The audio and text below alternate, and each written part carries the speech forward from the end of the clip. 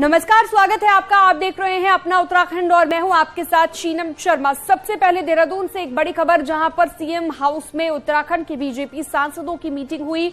निकाय चुनाव, लोकसभा चुनाव की तैयारी पर यह बैठक हुई, जिसमें मुख्यमंत्री पुष्कर सिंह धामी भी मौजूद रहे और साथ ही प्रदेश प्रभारी दुष्यंत गौतम और प्रदेश अध्यक्ष महेंद्र भट्ट भी मौजूद रहे। बैठक में चुनावों को लेकर बातचीत की गई है। बैठक में सांसद तीरथ सिंह रावत, अजय भट्ट, अजय टम्टा, रमेश पोखरियाल निशंक, नरेश बंसल और कल्पना सैनी भी मौजूद रहे।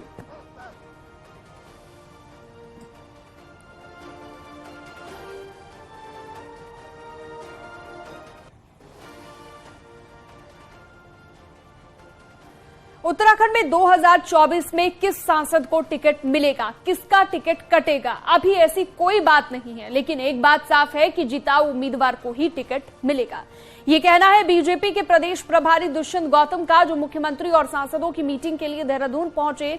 वहीं प्रदेश प्रभारी ने कहा कि फाइनल एग्जाम के लिए जिस तरह स्टूडेंट को पूरी मेहनत करनी पड़ती है, उसी तरह सांसद भी 5वें साल में अपने क्षेत्रों में और ज्यादा एक्टिव दिखेंगे। वहीं निकाय चुनाव पर प्रभारी ने कहा, उम्मीद है कि चुनाव वक्त पर होंगे और बीजेपी को किसी बात का डर नहीं है। उत्तराखंड में इस साल नवंबर में निकाय चुनाव प्रस्तावित है। आप कह सकते हैं जिस प्रकार से एक बच्चा पूरे साल पढ़ता है, लेकिन लास्ट के एग्जाम आने के बाद भी ज्यादा और थोड़ी मेहनत करनी पड़ती है, थोड़ा 19-20 कहीं होता है, उसको पूरा करना होता है, उतना ही कालिक है। सर, कुछ नए जो नेता होते हैं वो उम्मीद करते हैं कि अगले चुनाव में हमें भी टिकट मिले, और बीजेपी में ट्रेंड रहा है, चाहे विधानसभा चुनाव, लोकसभा चुनाव में कुछ फेरबदल टिकटों में होते हैं। उत्तराखंड में भी हमें देखेगा कुछ ऐसा दिखने को मिलेगा? अभी तो ऐसा कोई विशेष चिंता में आया नहीं है, और ना ही, क्योंकि अभी लोकसभा चुनाव में हम जा रहे हैं, 1 साल है, उससे पहले कई राज्यों के भी चुनाव है, उसमें भी रहना है। तो इस पे जब डिस्कशन होगा, अनेकों सिस्टम होते हैं आकलन के, सर्वे भी होता है, कार्यकर्ताओं से भी पूछा जाता है, जनता से भी पूछा जाता है, और जो जिताऊ उम्मीदवार होगा उसी को टिकट दिया जाएगा। सरकार चुनाव यूपी में तारीखें घोषित हो चुकी है, उत्तराखंड में नवंबर में प्रस्तावित हैं, समय पे होंगे और बीजेपी उसमें अब मेहनत पे लगेगी। अभी उस पर चिंता की जाएगी, चर्चा करेंगे, बैठेंगे, बात करेंगे, समय पे ही होंगे। हमें तो कोई डर नहीं है किसी प्रकार से। हम तो हर समय चुनाव में रहते हैं कि राजनीतिक दल के नाते हम कोई स्वार्थपूर्ण नहीं करते, सेवा को केंद्र मान के काम करते हैं। कैमरा से राकेश राउत से दीपांकर भट्ट, न्यूज़ 18 देहरादून। उत्तराखंड कांग्रेस से जुड़ी हुई बड़ी खबर है। बड़े कांग्रेस के नेताओं के बयान के बाद अब विवाद बढ़ गया है। हाईकमान ने जांच कमेटी बना दी है। बुधवार को जांच कमेटी के सदस्य देहरादून आ सकते हैं और विवादों पर देहरादून में मीटिंग होगी। कांग्रेस के नेता तिलकराज बेहड़ और प्रीतम सिंह के बयानों को लेकर दरअसल विवाद हो रहा है और इसी को लेकर कमेटी चर्चा करेगी। तो पार्टी हाईकमान ने एक कमेटी बना दी है, जांच की ये कमेटी है। बड़े नेताओं के जो बयान हैं उसके बाद विवाद बढ़ गया है। बुधवार को दून आ सकती है ये कमेटी।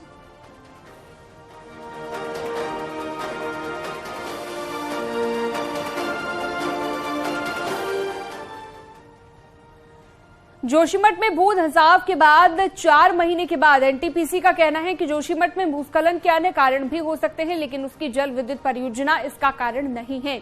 एनटीपीसी ने अपना पक्ष रखते हुए कहा कि परियोजना पर सवाल उठाना गलत है। परियोजना क्षेत्र के विकास के लिए बनाई जा रही है, इससे लोगों को रोजगार भी मिल रहा है। ऐसे में परियोजना जनहित में काम कर रही है।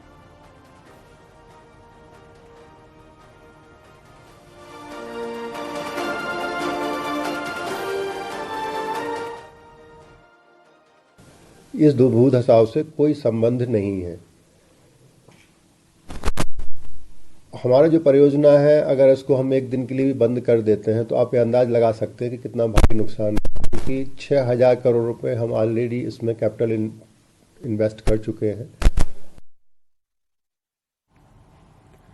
अगली खबर है रुद्रपुर से। यहां पर ट्रांजिट कैंप में एक मकान में शॉर्ट सर्किट से आग लग गई। जल्द ही आग बेकाबू हो गई और घर में रखा सिलेंडर भी फट गया। धमाका इतना तेज था कि आसपास के लोग भी घरों से बाहर निकल कर आ गए। इलाके की तंग गलियों में फायर ब्रिगेड की गाड़ी नहीं पहुंच पाई और बाद में लोगों ने बाल्टी से पानी डालकर आग पर काबू पाया।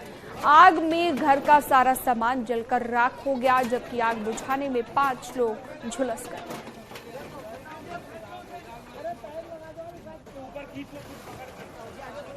बाजपुर में कार बचाने के प्रयास में खनन सामग्री से भरा डंपर अनियंत्रित होकर सड़क किनारे पलट गया। घटना नेशनल हाईवे 74 पर महेशपुरा गांव के पास की है। गनीमत ये रही कि जिस वक्त डंपर पलटा है उस वक्त हाईवे पर आवाजाही कम थी, जिसके चलते कोई बड़ी दुर्घटना होने से बच गई। डंपर गदरपुर जा रहा था। सूचना पर पहुंची पुलिस ने क्रेन की मदद से डंपर को हाईवे से हटाया है।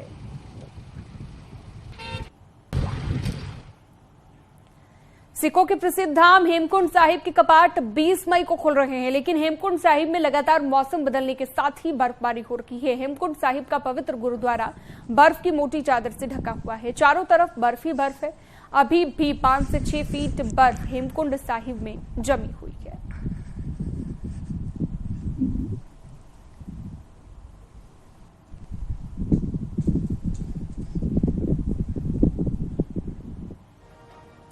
सीएम पुष्कर सिंह धामी ने की शहीद टीकम सिंह नेगी के परिजनों से मुलाकात। शहीद के फोटो पर माल्यार्पण कर श्रद्धांजलि अर्पित की गई। परिजनों को दिया गया हर संभव मदद का और सहयोग का भरोसा। देहरादून के राजावाला में शहीद के घर पर गए सीएम। आईटीबीपी में असिस्टेंट कमांडेंट थे शहीद टीकम सिंह।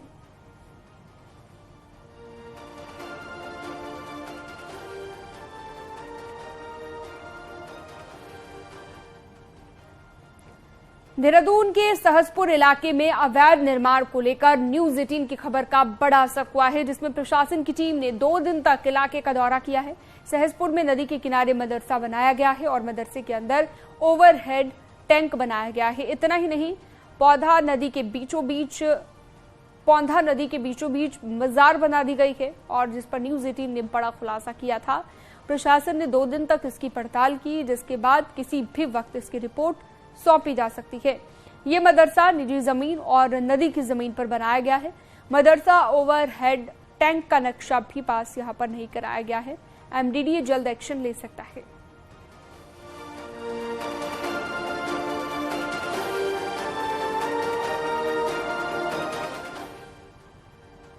देहरादून में दिन दहाड़े नेहरू कॉलोनी थाना क्षेत्र में एक बड़ी लूट की घटना हो गई। हथियारबंद बदमाश एक घर में घुस गए, मौजूदा लोगों को बंदी बनाया, लाखों की ज्वेलरी और कैश लेकर फरार हो गए। सूचना पर मौके पर पहुंची पुलिस ने जांच शुरू कर दी है। पूछताछ में पता चला कि 4 हथियारबंद लोग घर में घुसे, जिसमें एक के पास तमंचा और 3 लोगों के पास चाकू थे। थाना नेहरू कॉलोनी में हमारे पास एक सूचना आई थी, जिसमें कि जो वादिनी अन के द्वारा बताया गया कि उनके घर में 4 लोग एंटर हुए और उनके साथ लूटपाट की गई। इस संबंध में मुकदमा हम लोग पंजीकृत कर रहे हैं। हमने टीमें गठित की हैं जो कि घटनास्थल के आसपास के लोगों से जानकारी जुटा रहे हैं, सीसीटीवी फुटेज वगैरह देख रहे हैं और प्रयास कर रहे हैं कि हम लोग इस घटना को जल्दी वर्कआउट कर सकें। क्या सामान गया, किस तरीके से की गई, क्या हथियार उनके पास है? देखिए, अभी तो हम लोग उनसे पूछताछ कर रहे हैं। पूछताछ में जो चीजें आएंगी उसी आधार पर हम लोग अग्रिम कार्रवाई करेंगे। काशीपुर के चैती मेले में पिटाई के वायरल हुए वीडियो पर पुलिस एक्शन में नजर आई है और इस मामले में पुलिस ने 6 आरोपियों को गिरफ्तार कर लिया है। पुलिस के मुताबिक घटना 6-7 अप्रैल की रात की है, जिसमें पुलिस ने आईटीआई थाने में हत्या की कोशिश में मुकदमा दर्ज किया है। 6 आरोपियों को गिरफ्तार कर लिया गया है, जबकि अन्य की तलाश अभी जारी है।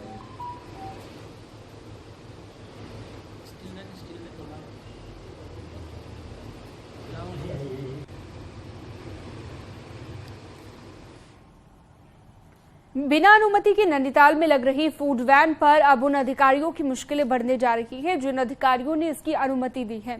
नैनीताल हाईकोर्ट ने जिला प्रशासन से पूछा है कि किन अधिकारियों की तरफ से ये फूड वैन लगाए गए और क्या कार्रवाई इन अधिकारियों पर की गई है।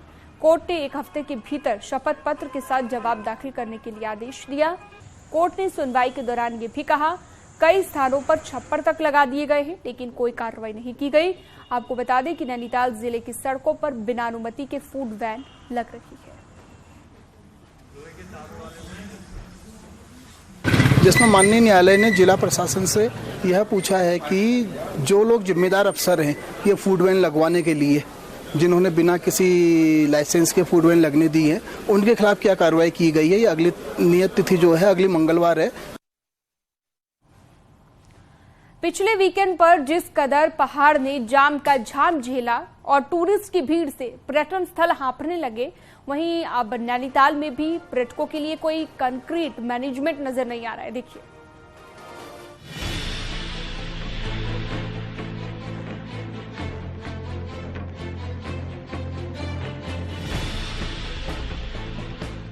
एक अप्रैल से सैलानियों का रैला पहाड़ जरूर आ रहा है, लेकिन अभी तक व्यवस्थाएं सैलानियों के लिए नहीं हो सकी हैं। पानी, शौचालय की दिक्कतें अब भी पहले की जैसे ही हैं। सरकारी कैंटीनों के साथ पुलिस चौकी और शौचालयों पर ताले लटके हैं। लेकिन प्रशासन का कहीं ना कहीं तो इसमें तो फेलियर है ही कि या तो आप जब इतने टूरिस्ट को आप एकोमोडेट कर सकते हैं नैनीताल में, तो ऑब्वियसली उनके आने जाने का भी सारा सिस्टम होना चाहिए। पिछले वीकेंड पर कैरिंग कैपेसिटी से ज्यादा लोग नैनीताल आ गए तो चारों तरफ जाम का झाम झेलना पड़ा। सड़कों पर गाड़ियां पार्क करनी पड़ी तो इसी रूसी बाईपास और नारायण नगर में गाड़ियों को रोकना पड़ा। पर्यटक फजीहत झेलते रहे, जिससे अव्यवस्थाएं फैलती रहीं। हालांकि जल्द ऑल इज वेल का दावा किया जा रहा है। जो जाम 15 जून को लगता था, 15 जून के दरमियान में लगता था, वो जाम आज ही से लगना प्रारंभ हो गया है। आज 1 महीने से जाम ही जाम है, तो उसकी व्यवस्थाएं बनाने में थोड़ा समय लगता है। पहाड़ पर पर्यटन सीजन शुरू हो चुका है और अगर समय रहते दिक्कतों को दूर नहीं किया गया तो सैलानियों को समस्याएं फिर से हो सकती हैं। वीरेंद्र बिष्ट, नैनीताल। लगता है कि आने वाले वीकेंड में भी इसी तरीके का नजारा, जिस तरह से जाम नैनीताल ने झेला, वो आने वाले दिनों में भी इन व्यवस्थाओं के हिसाब से देखा जा सकता है। वीरेंद्र बिष्ट, न्यूज 18, नैनीताल।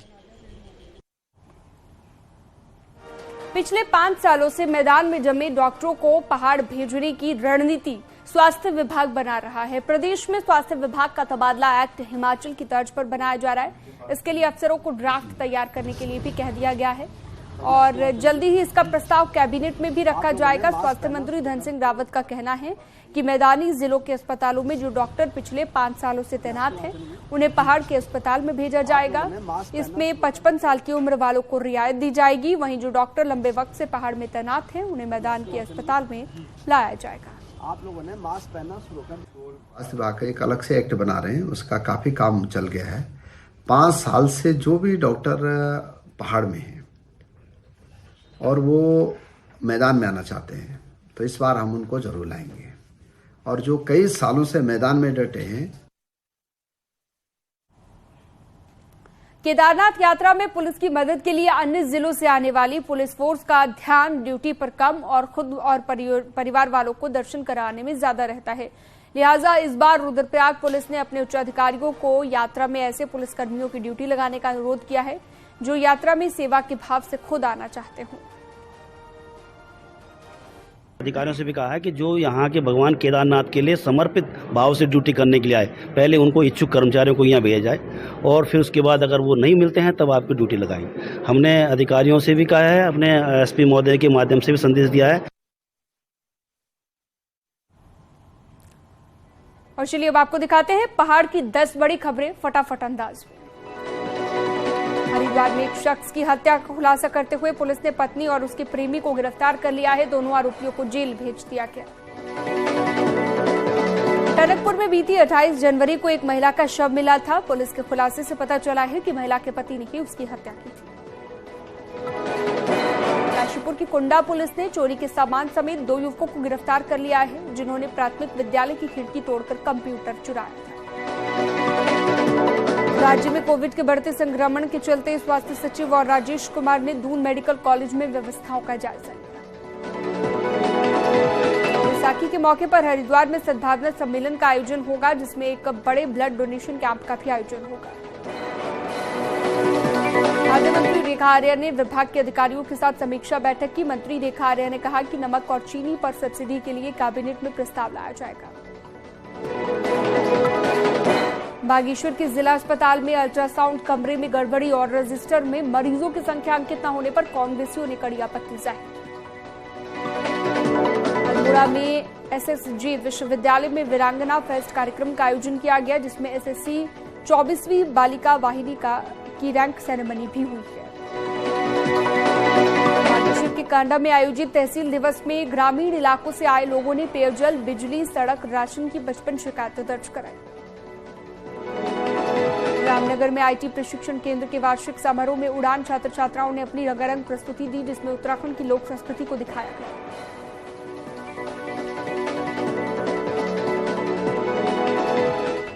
और यहां रुकते हैं एक छोटे से ब्रेक के लिए, जल्द लौटेंगे।